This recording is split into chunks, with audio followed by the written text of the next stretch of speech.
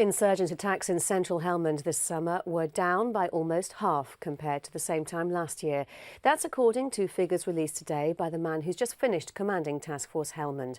Brigadier Ed Davis says a strategy of suppressing the insurgency, putting people first, has delivered real security benefits. He's been talking to Forces News reporter James Hurst. With the surge complete, British troops have been more concentrated in central Helmand this year. Commanders think that's why the number of insurgent attacks for Herrick 14 was 45% lower than Herrick 12, 86 fewer attacks in an average week.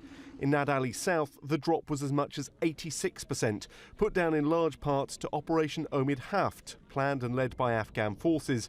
British commanders believe it gave locals the confidence to shut out insurgents. Already they say the area is under the informal control of Afghan security forces.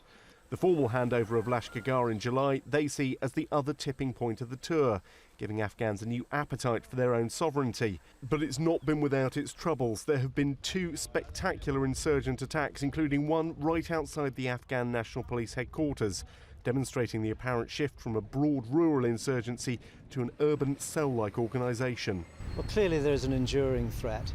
We saw two suicide IED attacks in Lashkar, but we counted 3 times that number. And when I say we, that was very much led by the Afghan security forces, working through what they call the Operational Coordination Centre, which is a Afghan police-led organisation. When do you think we will see the ANSF ready to take on another part of Helmand? Well, I think that is for the Afghans to decide. But what I'm seeing, particularly in Nad Ali, where we've experienced an 86% reduction in insurgent attacks over the summer, that is moving very rapidly to a point at which, when the government of Afghanistan decide the time is right, then I think the security situation will also be right. The figures you've given do suggest a really dramatic drop in violence compared to the same time a year before. But what is it that you've done that's actually helped achieve that? We got ahead of the game. We got out at night, we got out in mass, and we got to a point whereby we effectively unhinged their intent to fight, because that's exactly what they wanted to do.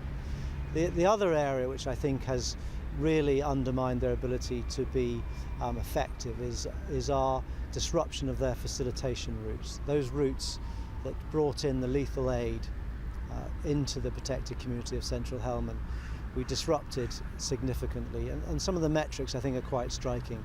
We interdicted 7.7 tons of homemade explosive, which equates to 8 months of contact IEDs in central Helmand.